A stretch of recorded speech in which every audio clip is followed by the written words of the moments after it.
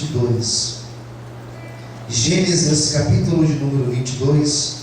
Vamos ler o que tem aqui para nós, a palavra de Deus na manhã de hoje, esta manhã de domingo. Gênesis, capítulo 22. Vamos ler alguns versículos. Versículo 11, a palavra do Senhor diz assim: Mas o anjo do Senhor bradou desde os céus e disse: Abraão, Abraão. Ele disse: Eis-me aqui. 12. Então disse: Não estenda a tua mão sobre o moço e não lhe faça nada, porquanto agora sei que temes a Deus, não me negaste o teu filho, teu único. Então levantou Abraão os seus olhos e olhou, eis um carneiro de trás dele, cravado pelas suas pontas no mato. E foi Abraão e tomou o carneiro e ofereceu em holocausto em lugar de seu filho. Chamou Abraão o nome daquele lugar: O Senhor proverá. De onde se diz até o dia de hoje: no monte do Senhor se proverá. Vamos orar. Senhor, meu Deus e Pai, venha nesta manhã de hoje falar aos nossos corações, nos dê a compreensão do texto, a compreensão do Teu mistério para as nossas vidas. Revela a Tua vontade a cada um dos Teus filhos e filhas, ó Senhor. Venha nos ministrar e nos abençoar nesta manhã. É o que eu te peço e te agradeço, em o nome de Jesus. Amém. E graças a Deus. Você pode aplaudir o Senhor nessa manhã? Graças a Deus. Amados, essa passagem é bem conhecida. Eu já ministrei muitas vezes aqui para vocês.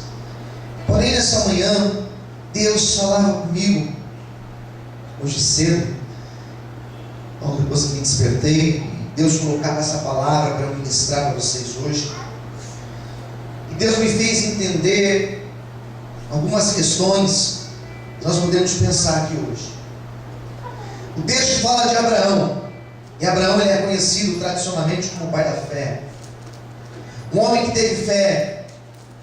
E fé no momento em que talvez para qualquer um de nós aqui faltaria.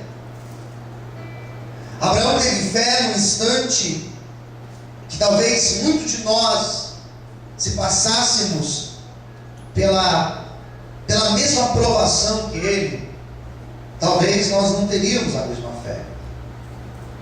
E aqui eu já apresento um primeiro tópico aqui. Deus experimenta Abraão. Deus, ele prova a nossa fé, nossa fidelidade. Deus prova o nosso coração. E esse provar, eu estou dizendo no sentido de experimenta. Será que você consegue acreditar que Deus ele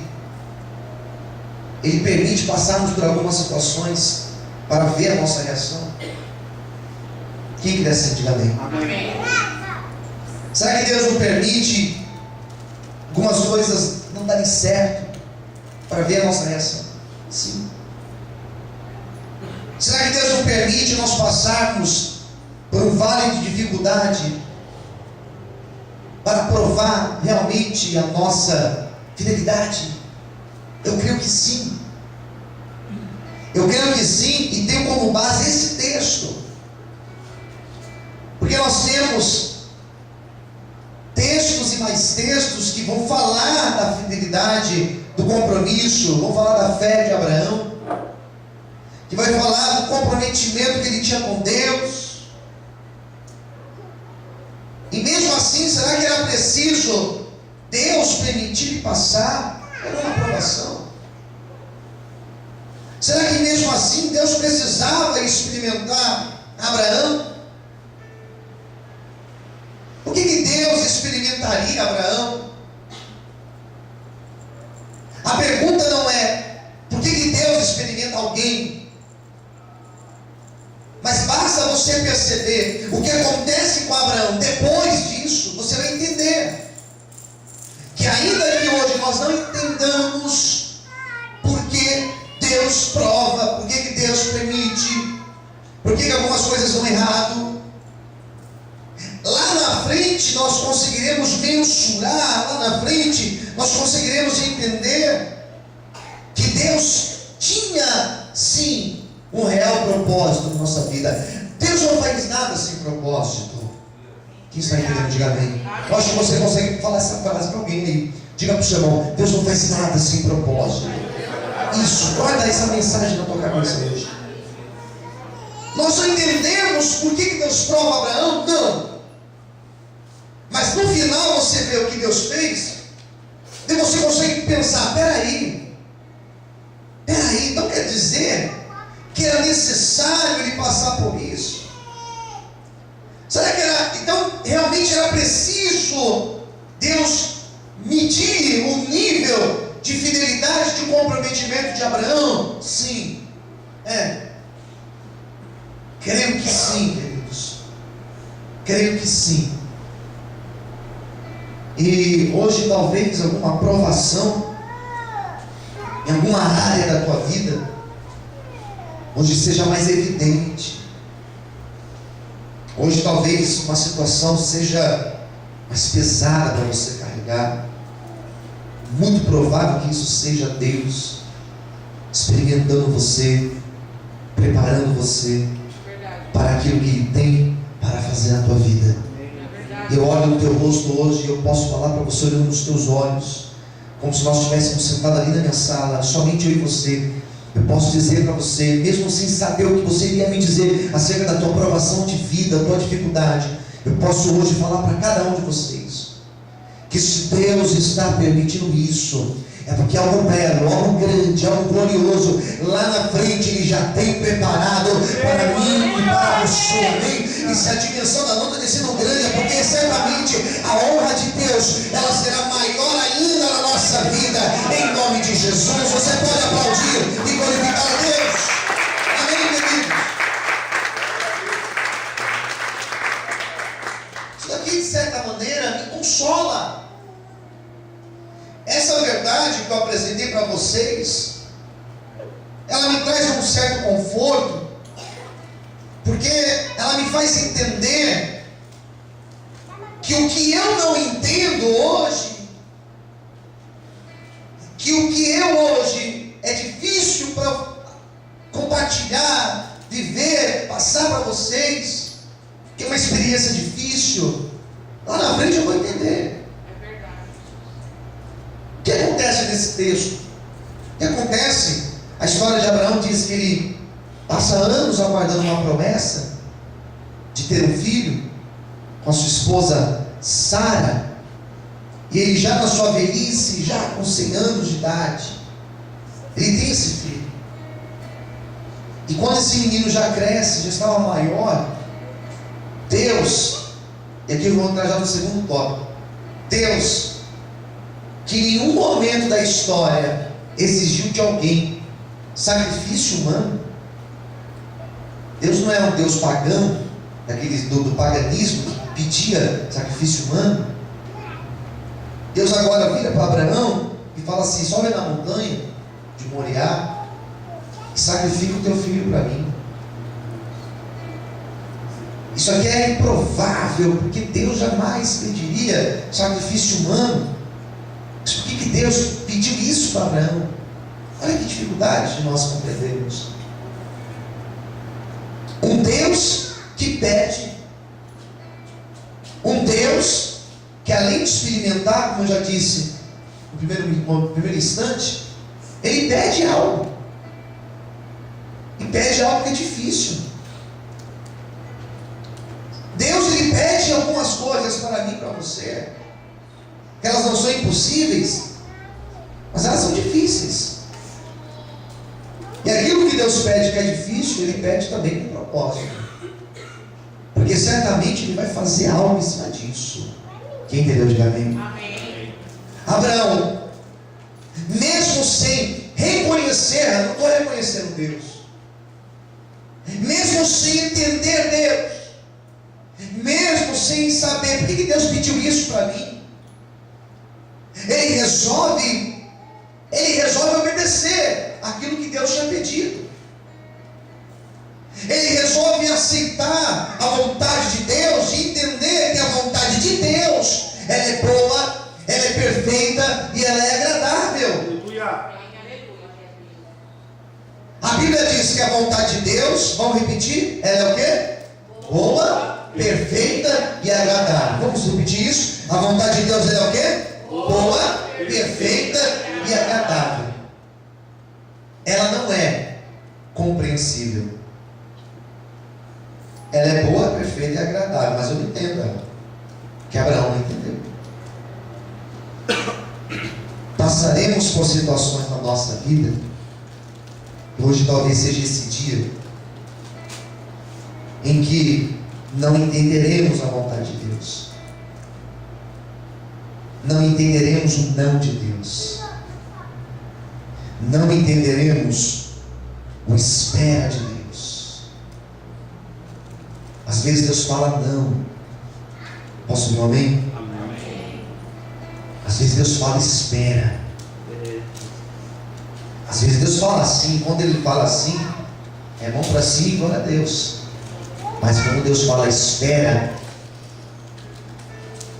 essa semana eu tinha acabado de fazer o programa de rádio, estava lá no escritório e a minha esposa chegou e eu estava resolvendo algumas coisas, tive que fazer uma ligação e eu falei para ela: meu Deus, não sei o que está acontecendo. Comecei a compartilhar com ela algumas ansiedades minhas referente à obra. E eu disse para ela: olha, eu não entendo algumas coisas. Eu falando isso para ela, e ela sentada me ouvindo, ela era uma boa ouvinte, né? Ela me ouvindo. Eu falei para ela: olha, Deus poderia muito bem. Olha eu tentando ensinar o que Deus deveria fazer. Já aconteceu isso com você? Quem já aconteceu? Diga amém.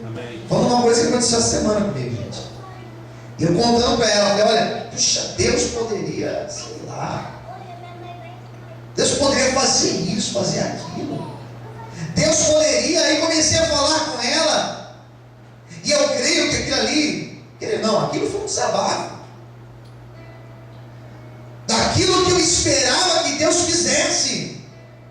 Isso não acontece com você às vezes? De você chegar para alguém, ou então você sozinho, só você e Deus, você fala assim: poxa Deus, eu acho que o Senhor poderia. E a gente dá vários conselhos para Deus, né? Imagina Deus lá de cima, olhando assim para nós. Não, ele falou: meu Deus, não, isso não pode ser. Ele olhando e falando assim: não é possível. Ele está me ensinando. É igual aos meus filhos, quando eles querem me ensinar algumas coisas. Ah, pai, que tal a gente vir com aquelas ideias? Que a gente não pega uma nave e vai lá, não tem uma nave. E eu conversando com ela, e daqui a pouco ela falou uma frase bem simples: não, Deus sabe. Deus tem propósito. Espere no Senhor. E aquelas breves frases, elas foram entrando no meu coração. Glória a Deus. E eu tive aquele momento de: não, esquece, é verdade. Voltei para o eixo. O salmista Davi, ou melhor, não sei na verdade quem foi que escreveu o Salmo 13, ele é certo, o autor, mas o salmista do Salmo 13, ele começa o salmo com essas perguntinhas aí: Deus, mas por que Deus? Mas por que Deus? E daqui a pouco ele para de fazer perguntas e fala assim: não, Senhor, é verdade, o Senhor sabe de todas as coisas, eu vou louvar o teu nome, que é a melhor coisa que eu devo fazer hoje, louvar o teu nome. Abraão, quando Deus falou para ele: vai lá na montanha, leva o teu filho, sacrifica ele, ele falou assim: qual que é o propósito disso? Que loucura é essa de Deus? O que Deus quer fazer com tudo isso? Ainda que na mente dele ele pensou essas coisas, ainda que na mente dele ele teve todos esses questionamentos, ele falou assim: não, o melhor a fazer é agradar o coração de Deus, porque se Deus me pediu isso, é porque com certeza Ele tem algo maior para fazer na minha vida. Aleluia. E se nesta manhã você está nesse dilema, se nesta manhã você está com esse questionamento, se nesta manhã você está aí com esse monte de dúvida na tua cabeça, deixa eu falar uma coisa de Deus para você: espera no Senhor, aguarde com paciência em Deus. Se hoje você não está compreendendo o agir do Senhor, a vontade dele é boa, perfeita e agradável, mas não é para você entender. Hoje você não vai entender, mas amanhã você vai compreender o agir do Senhor na tua vida. Será que você pode aplaudir e glorificar esse Deus maravilhoso? Amém, E eu vejo também que Deus, nesse texto, além de fazer essas coisas que nós não iremos compreender, além de experimentar o nosso coração, a nossa fidelidade, esse Deus, ele se mostra a Abraão, e uma palavra marcante desse texto, quando a gente lê esse texto 22 de Gênesis, e você fala, quem é Deus aí nesse texto? Tem uma palavra que vai resumir. Deus, ele é Deus de provisão. Você pode dizer isso para quem está do outro lado? Deus é Deus de provisão. Amém? E não sou eu que estou dizendo, não é uma interpretação minha. Não. Às vezes a gente interpreta alguns textos, mas esse texto aqui não existe uma interpretação. O texto já é dado. Deus se mostrou para Abraão como um Deus que sempre traz a provisão. O Deus, o Jeová Jireh, né? O Deus que provém. Esse capítulo 22 de Gênesis vai falar de um Deus que nos nossos momentos de dilema, nos nossos momentos de dificuldade, nos nossos momentos difíceis, nos nossos momentos de aperto, nos nossos momentos em que o medo toma conta do nosso ser, esse Deus sempre vai abrir os céus e vai trazer a sua provisão sobre as nossas vidas. Eu não me refiro apenas a uma provisão que é financeira, mas eu me refiro também a uma provisão de paz para a tua vida. Eu não me refiro apenas a essa provisão financeira em que muitas pessoas pegam esse texto para falar sobre somente isso, não. Mas eu quero dizer que se for financeira também, Deus vai prover na tua vida. Mas se for sentimental, Ele também vai prover na tua vida. Se for de saúde, Ele também vai prover na nossa vida. Se for um problema lá na tua casa, Ele também será a provisão. Ele também será o Deus presente lá na tua casa. Levanta a sua mão para o céu, onde você necessitar da provisão dEle. Eu declaro a provisão de Deus sobre a tua vida, sobre a tua história, em nome de Jesus. Você pode aplaudir e glorificar a Deus. Aleluia. Você pode dar glória a Deus aí, irmão? Amém? Daí eu fecho essa mensagem. Eu falei de Deus, né? Mas eu fecho essa mensagem falando daquilo que Abraão fez, daquilo que ele é, daquilo que ele demonstra, daquilo que ele ensina para nós com essa mensagem. E são duas ideias. Primeira coisa, dentro desse dilema, dentro do drama dessa história, ele precisou decidir algo. Ele precisou decidir entre agir com a emoção, com o sentimento, né? Ou agir pela sua razão. E esses conflitos nós passamos sempre. Conflito entre a razão, entre a sensação, entre o sentimento. Quem entendeu, diga amém. Às vezes você recebe uma proposta de emprego e você fala assim, bom, eu devo ir, mas eu gosto tanto desse lugar, eu gosto tanto dessas pessoas que eu trabalho, e às vezes a pessoa fica ali, né, vou ou não vou, né? Mas às vezes a pessoa vai decidir um curso que vai fazer na faculdade, e ela fica naquele dilema, o que eu gosto é isso, mas isso não dá muito dinheiro, mas aí, o que eu faço? Vou por aqui ou desisto disso e vou atrás de alguma coisa que dá muito dinheiro? Daí fica esses conflitos, né? Daí o que vai se aconselhar, o que é? Não, vai lá, você tem que agir pelo que você gosta.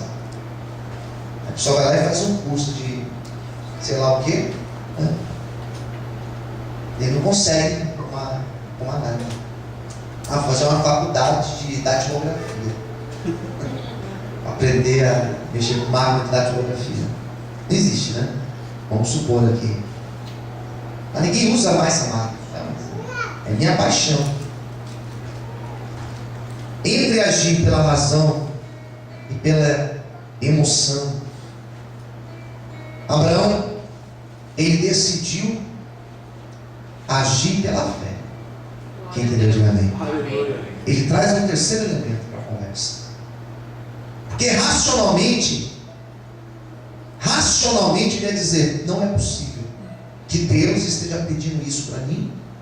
É o meu filho, eu não vou fazer isso. Se ele fosse agir pelo emocional, menos ainda. Porque ele ia dizer, esperei muitos anos e anos por esse menino, e agora que tenho, Deus quer levar? Ah, não é possível. Meu coração não deixa eu agir assim.